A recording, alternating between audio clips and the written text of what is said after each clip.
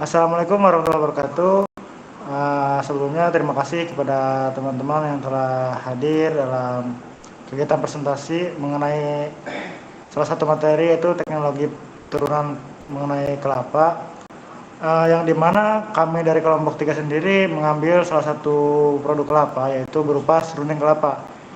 Yang dimana mungkin untuk lebih lanjutnya mengenai proses pengolahannya maupun materi yang lain-lainnya akan dilanjutkan setelah ini.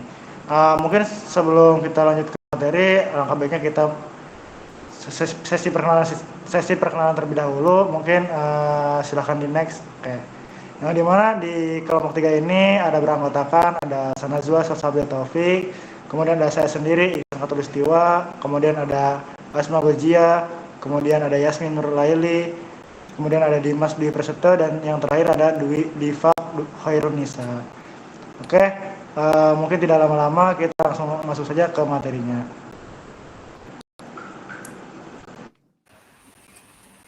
Baik, pada pendahuluan yang pertama yaitu ada pengertian dari kelapa. Kelapa atau Cocos nucifera adalah tumbuhan yang tergolong ke dalam suku Arecaceae atau palma-palmahan. Buah kelapa memiliki ciri khas yang mudah dikenali, yaitu bentuknya yang bulat dan keras dengan kulit berwarna hijau atau kuning saat masih muda, dan berubah menjadi coklat tua saat tua.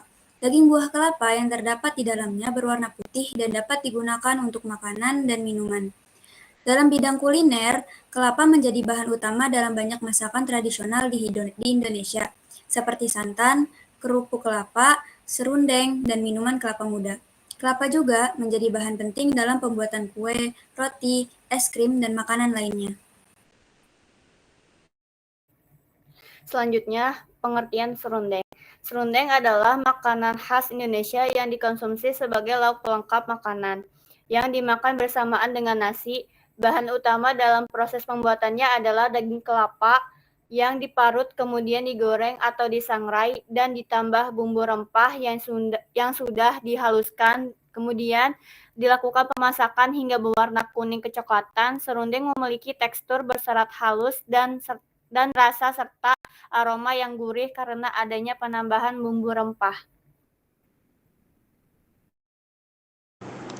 Oke, selanjutnya dalam proses pembuatan serundeng diperlukan alat dan bahan. Yang pertama itu ada wajan, spatula, dan ulekan. Yang dimana mungkin untuk wajan spatula ini berfungsi sebagai proses penyangraian dari kelapa parut yang basah menjadi kering. Kemudian ada ulekan talenan pisau, yang dimana alat ini berfungsi dalam proses penghalusan maupun proses pengincangan bahan-bahan yang nantinya akan ditambahkan ke dalam kelapa parut tersebut. Kemudian ada wadah yang dimana di sini akan sebagai tempat penyimpanan. Kemudian di sini bahan-bahan yang digunakan dalam proses pembuatan serundeng kelapa, yaitu bahan utamanya itu ada kelapa parut. Kemudian ada 6 siung bawang merah. Selanjutnya ada 4 siung bawang putih. Kemudian ada 1 gula merah. Ada 3 lembar daun salam. Ada 1 sendok makan gula pasir. Kemudian ada 1 air asam jawa. Selanjutnya ada 1 ruas kunyit.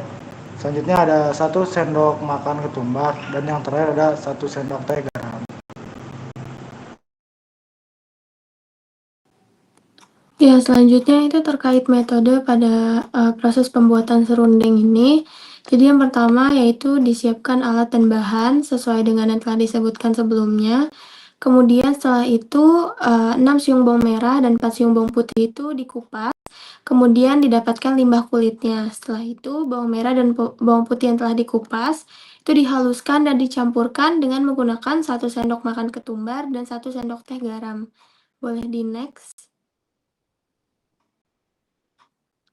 Selanjutnya yaitu ditambahkan dengan 1 ruas kunyit dan 1 gula merah dan kemudian dihaluskan.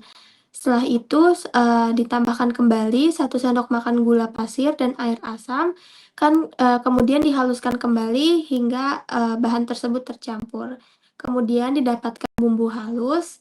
Setelah itu bumbu halus yang didapatkan dipindahkan ke dalam wajan. Nah, setelah itu 3 lembar daun salam itu dimasukkan ke dalam wajan tersebut atau ditambahkan, kemudian dimasak dengan menggunakan api kompor hingga mengeluarkan aroma. Setelah itu kelapa parutnya itu ditambahkan ke dalam wajan tersebut, kemudian dicampurkan dengan menggunakan bumbu halus dan daun salam, kemudian dimasak kembali selama 1 jam atau lebih, itu tergantung dari kadar air dari kelapa parutnya. Kemudian didapatkan hasil berupa serundeng. Selanjutnya itu berkaitan dengan hasil dan pembahasan. Oke, selanjutnya ada hasil pembahasan. Yang pertama yaitu ada karakteristik serundeng kelapa yang telah dibuat. Serundeng kelapa ini memiliki beberapa karakteristik. Yang pertama, tekstur. Serundeng ini memiliki tekstur yang renyah dan garing karena kelapa parut digoreng atau disangrai hingga kering. Kemudian ada rasa. Serundeng ini memiliki rasa yang gurih karena dipekaya oleh dengan rasa rempah-rempah seperti bawang putih, bawang merah, asam jawa, ketumbar, manis dari gula merahnya, daun salam, dan kunyit yang digunakan dalam pembuatan serundeng. Kemudian ada aroma. Aroma serundeng ini memiliki aroma yang harum karena bumbu-bumbu yang digunakan untuk pembuatan serundeng ini. Selanjutnya ada warna. Warna serundeng yang keluar dari proses penggorengan ini memiliki warna coklat keemasan. Selanjutnya ada kegunaan serundeng kelapa. Yang pertama, dapat digunakan sebagai taburan makanan. Kegunaan serundeng sebagai taburan makanan ini untuk hidangan seperti nasi putih, nasi kuning, ataupun nasi rames. Yang kedua ada sebagai pelengkap nasi tumpang. Serundeng ini biasa digunakan untuk pelengkap hidangan tumpang, hidangan tradisional Jawa yang biasa disajikan dalam acara-acara istimewa. Yang ketiga, camilan. Biasanya serundeng dengan cara digoreng cocok untuk dijadikan camilan. Terus yang terakhir sebagai bahan isian. Serundeng ini juga dapat digunakan sebagai bahan isian dalam hidangan seperti lemper ayam, bintul, ataupun kue-kue tradisional yang diisi dengan kelapa. Selanjutnya ada kesimpulan yang akan dibahas oleh rekan saya.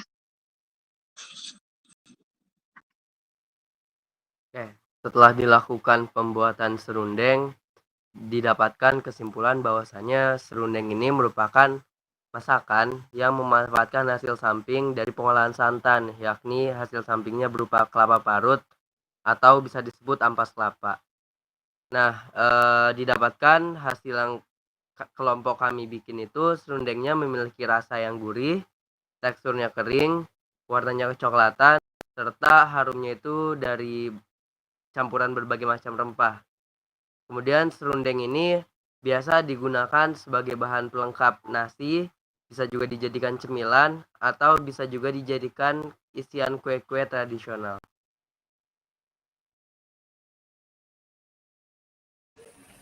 Selanjutnya ada lampiran gambar yang berisi dokumentasi selama proses pembuatan serundeng ini. Di sini ada penyangraian ketumbar sebelum ditumbuk. Selanjutnya ada gambar pengolakan bumbu-bumbu sampai halus. Nah, setelah bumbunya dihaluskan, ada proses pemasakan bumbu yang sudah halus hingga akhirnya airnya menjadi sedikit. Next. Untuk proses pemasakan selanjutnya, saat bumbu sudah mulai kering, ditambahkan dengan kelapa parut, lalu serundeng yang sudah dimasak selama kurang lebih 1 jam, di plating sampai terlihat rapi untuk disajikan.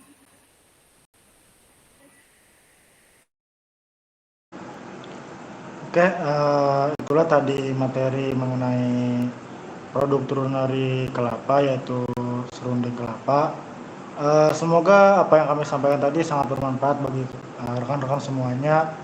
Apabila ada salah-salah kata, sebelumnya kami minta maaf. Kurang lebihnya mohon maaf. Wassalamualaikum warahmatullahi wabarakatuh.